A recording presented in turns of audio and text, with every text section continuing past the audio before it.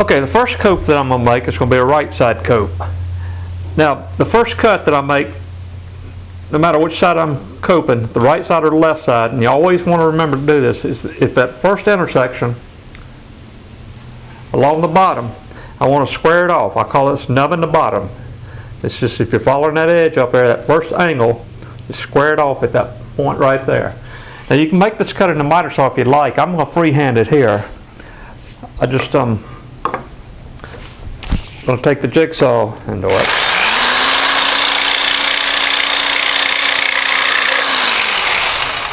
Now you just want to place the mold in the jig, know what exact place it's got to be as far as in and out. It just can't be out beyond the face of it.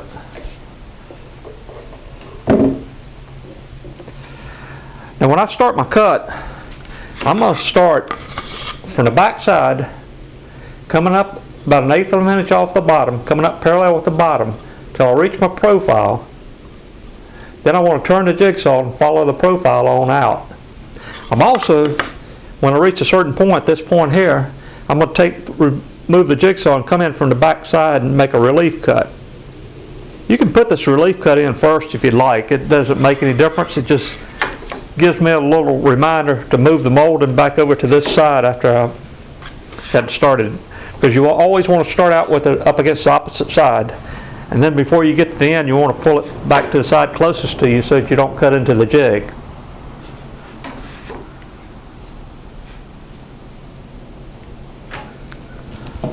Okay, so I said, coming up from the back side, once you reach your profile, you want to turn the jigsaw.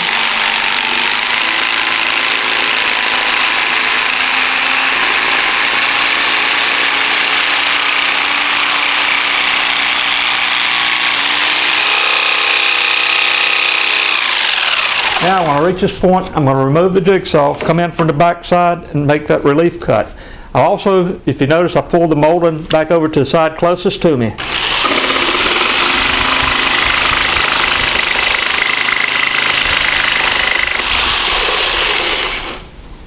Now you just start back up, follow your profile.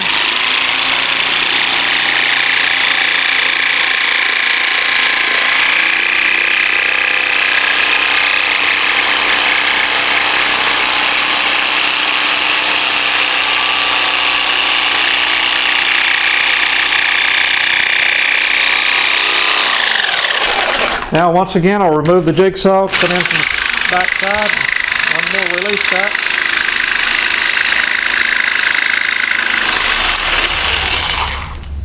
And there you have it. You get a nice clean cut on the face side, but the nice part is it gives you that uniform undercut. You never have to take any more off these areas here.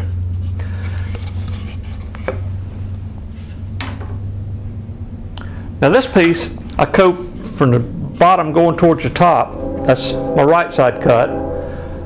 I'm going to move down to the other end and we're going to do a left side coat, and this time I'm going to go from the top towards the bottom, and I'll actually make these sharp turns with the jigsaw.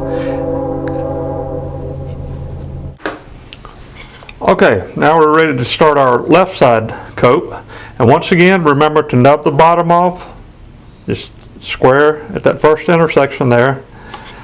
And the reason I do that is it allows me to leave that little bit of meat in. You can leave as much of a little bit more than 1/8 of an inch if you like. It just keeps that bottom edge from breaking off. If you follow your cut all the way through, you end up cutting the bottom of your molding off at an angle, and it leaves a gap in the bottom of it. This way it just butts into your other piece of crown mold. It doesn't affect the way it fits. Now once again I'll just freehand this cut.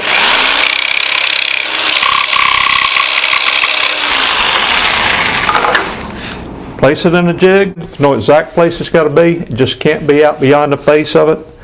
You want to start out against the opposite side, because once again, before you finish your cut, you want to pull it back to this side so that you don't cut into your jig.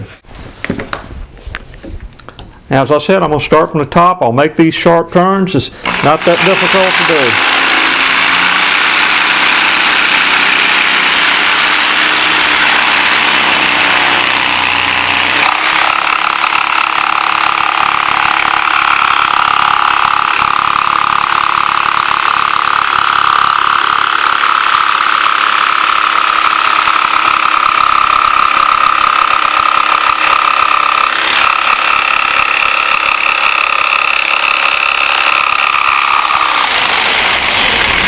Now at this point you want to pull it back the side closest to you.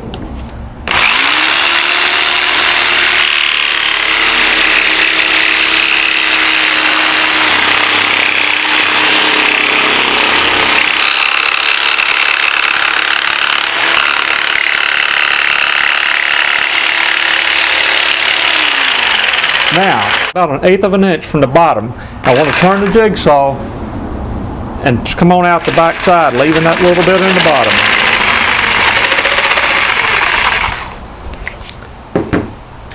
And that's it. You get a nice clean cut on the face side. And once again, it gives you a uniform undercut on the back side. It doesn't matter which way you do it, coming from the bottom towards the top or from the top to the bottom. It's whichever way feels more comfortable to you.